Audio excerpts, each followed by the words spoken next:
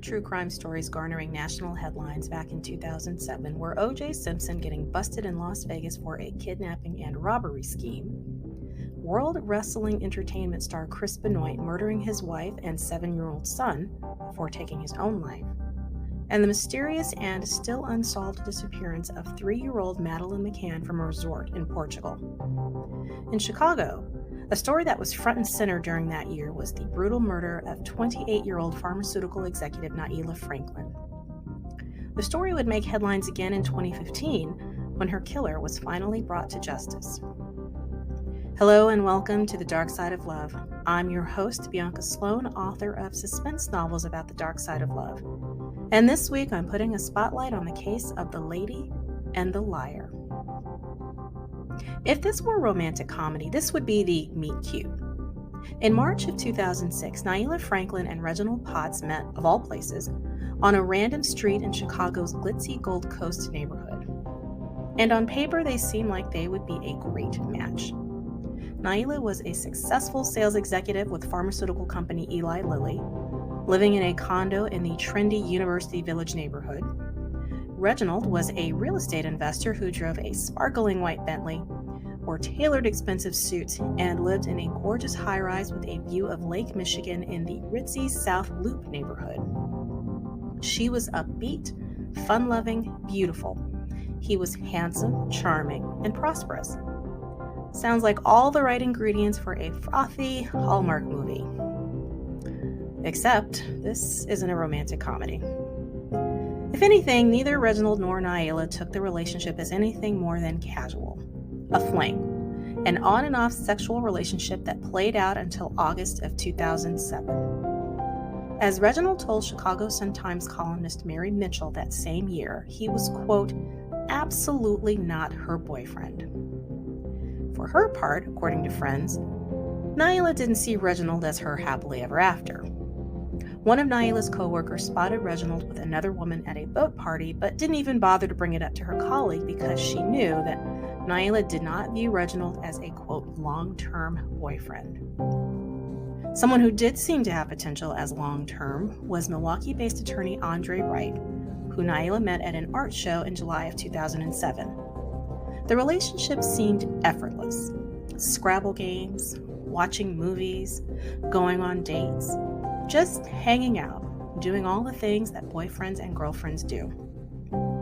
While things are going great with this new guy, Nailah still needed to cut ties with the old guy, and she'd started trying to close the door on the relationship with Reginald about the time she met Andre. And this wasn't just a case of, oh, I've met someone else, or it's not you, it's me. This really was Reginald, as in the guy was straight up bad news. Reginald first made headlines back in 2001 when he escaped from FBI custody and was on the loose for 2 weeks. He was known to be a gang member, had driven, by which I mean stolen, expensive cars right off the lot. There were drugs, weapons, fraud, threatening cops, assault. And according to the Chicago Sun-Times, during his 2-week sabbatical, we'll call it, he even called agents to basically say, nah, nah, boo, boo, you can't catch me. Well, they did eventually catch him, under a bush of all things, outside the apartment of a girlfriend. He was sentenced to 3 years in prison, serving his time in Big Muddy Correctional Center in downstate Ina, Illinois. Besides his criminal past, Reginald was also keeping some pretty big secrets with regard to his romantic life.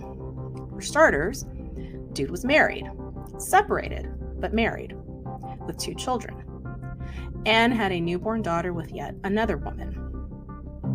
As the Chicago Sun-Times reported in 2016, wife and girlfriend were both eventually granted restraining orders against Reginald for, among other things, choking, slapping, shoving, punching, attempting to smother one of the women with a pillow. And that swanky lifestyle he purported to have, the Bentley, the downtown high-rise, the successful real estate career, well, he had a friend underwrite the car for him, and apparently he never had a real job, but had money to spend on a high-end wardrobe and designer shoes, but was sleeping on a mattress in that fancy high-rise. So Reginald basically was a big fat liar, a cheat, a bully, a con, and just an all-around bad dude. In the process of extricating herself from Reginald, Nailah had tracked down one of his girlfriends, Ina Jones, who had given birth to Reginald's baby during the summer of 2007. She tracked her down on MySpace to let her know that they had a friend in common. The two women became chummy, calling each other and trading emails about the messy reality show known as The Life and Times of Dating Reginald Potts. In fact, the Chicago Sun-Times reported that Nailah dubbed the whole thing as a, quote, bad Mary J. Blige song. Still, this was more than a love affair gone wrong. Nailah had told friends that she was afraid of Reginald. She filed a police report due to some threatening phone calls that he had made to her and planned to get a restraining order against him. I mean, this doesn't sound familiar at all. This guy never gets restraining orders. She even gave friends her passwords out of fear that something could happen to her at Reginald's hand. To make it crystal clear she was done with him, according to the Chicago Tribune, in July of 2007, in an email simply titled Adios, Nailah let Reginald know just what she thought of him. Crazy and pathological were just two of the descriptors she used. She urged him to concentrate on his kids. She said, "I'm done. Peace out." Apparently, Nailah had also found a news article about his escape from the FBI and sent it to some mutual friends of theirs via email, adding his name to the CC line. Mr. Reginald was none too pleased about this. In fact, he was so pissed about it, he sent her a nasty, understatement, email in response, spewing all kinds of derogatory comments, calling her names, threatening to release sex tapes, dropping F-bombs and just about every curse word in the book and probably a few new ones. He had also delivered a threatening voicemail message that, according to the Sun-Times, Nailah played for two friends. In it, Reginald said he would, quote, erase her ass and make her disappear and let her know, "I should have somebody come get you now." The Chicago Tribune reported on earlier voicemails where Reginald blathered on that she was bitter and he didn't care about her, telling her 3 separate times in the space of one message, "I'm wealthy. I'm very wealthy. I'll always have women around me. You don't deserve what I've got." September 18th, 2007. Andre Wright, Nailah's new boyfriend, is confused. Despite living in different cities, the two had made a habit of staying in constant touch, and he hasn't heard from her, which is unusual for the couple. Things are going really well for them. They spent the previous weekend attending a wedding in nearby Lake Geneva, and they're talking about moving in together, so things are going really well. Things are getting serious. As Wright told the Chicago Tribune, they spoke twice on the night of September 17th, and Nailah was her usual, normal, cheerful self. They chatted again on the morning of the 18th. However, as the day dragged on, radio silence, which again is really unusual for them. So he calls, leaves her a voicemail. He got back what he called a cryptic text that said, "At dinner, call you back." The next day, Andre still hasn't heard from Nailah, so he sends her an email in all caps, "Are you alive?" Oh gosh, can you imagine? On Wednesday, September 19th, Nailah missed a meeting with her boss, who was worried because this just isn't something she would ever do. In fact, the supervisor had texted Nailah about the meeting and received that same weird "at dinner, call you back" message. So when Nailah didn't show up, the boss reached out to her family and Nailah's sister, Nailah Franklin Acox, who immediately went to her sister's apartment and discovered her work and personal computers gone, her car gone, and a full voicemail box. Something was wrong.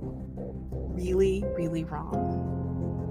Folks spring into action, papering the city with missing person posters, taking the story to the media, putting the pressure on to find her. Neighbors in Nailah's building point police to the only possible suspect in her disappearance, Reginald Potts. To, I'm sure, no one's surprise, Reginald had spent a few days stalking Nailah just before she disappeared, because this is the kind of thing this guy does. Nailah's next-door neighbor saw Reginald creeping around the parking garage on September 16th. Another neighbor spotted him the following day, actually inside the building.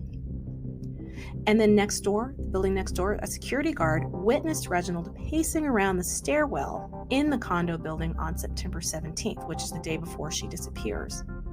He was smoking and said his name was Johnson, while also rattling off a fake unit number. Neither the security guard nor her colleague bought it, and they called the police. By the time the police showed up, Reginald was gone, although they did find tape over the garage door lock, meaning that you wouldn't need a key to get in. Dear God. September 21, 3 days after the last time anyone has seen Nailah. Her company-issued car is found in Hammond, Indiana. The following day, some of her personal effects, including pharmaceutical samples and jewelry, are found near the River Oaks golf course. Thursday, September 27th. 2 Calumet City police officers out on patrol spot something kind of strange in the parking lot of an abandoned building on their route. It was earbuds, dangling on a tree of all things. Now, this is something you may or may not find near an abandoned building. Still, it was enough to spur the cops to investigate.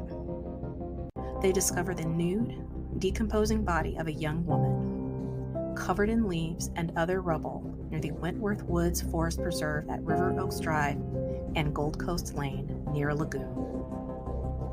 Dental records would eventually identify the body as Nailah. An autopsy confirmed the cause of death to be asphyxiation. She was 28 years old. Of note here, Calumet City is near Hammond, Indiana, where Nailah's car was found abandoned. Also remember, some of her personal belongings were discovered near the River Oaks Country Club, which is not far from where the body is found. There is an overwhelming amount of evidence that points directly to Reginald as Nailah's murderer.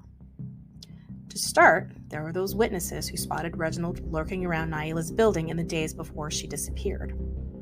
There are also those text messages that came from Nailah's cell phone to her boss and boyfriend on the night she disappeared. I'll come back to those in just a minute. There was the police report she had filed against him, the restraining orders she was planning to get, turning over her email passwords to a friend in case Reginald did something to her, which she was seriously afraid of. Reginald was questioned by police and, of course, denied he had anything to do with her murder. He says he was at a restaurant downtown the day she disappeared. He was having dinner with one girlfriend, drinks with another, had met up with another girlfriend late that night, and in between all of that, he was at a Target store, shopping with 2 friends. Except no, not according to the surveillance cameras from that Target. And no, not according to the cell phone tower records that showed he wasn't in any restaurants downtown or otherwise. We know where he was. The surveillance camera footage from Nailah's building showed her leaving with Reginald on the morning of September 18th, the day she disappeared. Prosecutors believe he ambushed her, brought her down to the garage in her building, strangled her, then stuffed her body in the trunk of her car before taking off. Second, as the Chicago Sun-Times reported, Reginald gave police the ultimate gift, leaving behind a trail of, quote, electronic breadcrumbs that allowed them to track his every move, starting with the day Nailah vanished. The cell phone records show both Reginald and Nailah's phones pinging off the same towers. Those cell phones were together in Calumet City, where Nailah's body was found. They were together in Hammond, Indiana, where her car was abandoned. And according to prosecutors, after disposing of Nailah's body, Reginald phoned a friend, from his own phone, presumably, asking those same buddies he said he was with at Target to come pick him up in Hammond, which is near where he ditched Nailah's car, because he was stranded. Reginald conveniently still has Nailah's phone. Remember that Andre, her boyfriend, had left her a voicemail earlier and he received a text message back that she would call him later. That was Reginald. He sent a similar message to Nailah's boss, who had contacted her that night about the meeting that they had for work the next day. And now this is where Reginald thinks he's being oh so clever. He calls 911 3 times that night from Nailah's phone, a pathetic attempt to make it look as though she was still alive. The calls only last a second or two, which meant that they couldn't be traced. He didn't say anything. All you could hear in the background was some music. So dispatchers really didn't know what was going on during the course of those calls. And one last little detail. Remember Ina Jones, Reginald's girlfriend and the mother of his newborn baby? She recognized the abandoned building where Nailah's body was found as an old video store that used to be owned by Reginald's brother-in-law once upon a time. Hashtag too many coincidences. 3 months after Nailah's murder, Reginald was arrested and charged with first-degree murder. So even though he was arrested in 2007, he wouldn't go on trial until 2015. Yes, you heard that right, 2015, almost 7 years later. Reginald totally gamed the system by coming up with every delay tactic you can imagine. He constantly hired and fired attorneys, at times declaring he would just represent himself. He trumped up technicalities around evidence. Whatever he could do to drag out the process, Jude did it. At one point, according to CBS 2 Chicago, he appeared in court nearly 100 times before he ever even went to trial. 100 times. That's crazy. He was no prince when he was in jail either. Again, shocker. During his time in custody, he perpetrated over 200 violations, ranging from jacking up the plumbing in his cell, assaulting guards, and even lit up his cell on fire another time. Cook County Jail Chief Terry Williams classified Reginald as one of the, quote, top 10 worst inmates he'd encountered in his career. So that has to tell you something. After finally sticking the landing with a team of public defenders, Reginald's trial commenced on October 28, 2015. Prosecutors said the motive was anger. Not only that Nailah had broken up with him, but that she'd spilled the tea about his lengthy rap sheet to mutual friends. She'd ripped the mask off his carefully crafted persona of the successful businessman with the tailored suits, fancy address, and the big-time Bentley to expose the fraud underneath. The charming, violent sociopath with a rap sheet several miles long, who would say and do whatever he had to in order to get what he wanted, who would do anything to control those around him, especially women. Despite the lack of physical evidence, i.e. DNA, between the witness testimony and those digital breadcrumbs, a jury convicted Reginald of first-degree murder on November 10, 2015. Reginald never testified in his own defense, but following his conviction, did have the opportunity to stand up and speak to the court. He took 40 minutes to tearfully declare himself innocent of murder, innocent of stalking Nailah, blaming his situation on the media portraying him as a killer with a violent past, and in his version of events, none of the beatings, slaps, or punches his wife and girlfriend testified to and had restraining orders for were true. So this was all a lie. And all those assault claims from his time in jail, he was merely defending himself against crap treatment from the guards. Because, see, those guards didn't know who he was. Those women were just mad because he left them, because he didn't want them. He also adamantly wanted the court to know that it was he who asked Nailah to leave him alone, to quit calling him. He broke up with her. She did not break up with him. He was the victim, not his wife, not his girlfriend, not Nailah, him. Cook County Judge Thomas Gaynor Jr. was wholly unimpressed by this, we'll call it impassioned, plea of righteous goodness. The judge tore Jude a new one, declaring him to be a, quote, cold, calculating, conniving coward of a con man, before sentencing him to life in prison without parole. Nailah's family, they weren't the only ones rejoicing at justice being served. During the sentencing phase of the trial, Highland Park police officer Mike Leonard testified that while investigating Reginald for car theft in 2001, which was connected to his infamous escape from FBI custody, Reginald called him. Officer Leonard said Reginald informed him that, quote, I'd see the end of his 45 and that he'd kill my family and that I'd never be safe. Officer Leonard was spooked enough that he kept Reginald's photo on his refrigerator. He wanted his family to know exactly who Reginald was in case he ever attempted to make good on his threat. That picture stayed on Officer Leonard's refrigerator for 6 long years. He finally took it down when Reginald was arrested in 2007 for murdering Nailah. Thank you so much for joining me for another episode of The Dark Side of Love. I'm your host, Bianca Sloan, and show your love for The Dark Side of Love by visiting thedarksideoflove.com for show notes, transcripts, and a chance to support the show. Thanks for hanging out with me, and join me next time for another tale of love gone wrong. I'll see you on the dark side.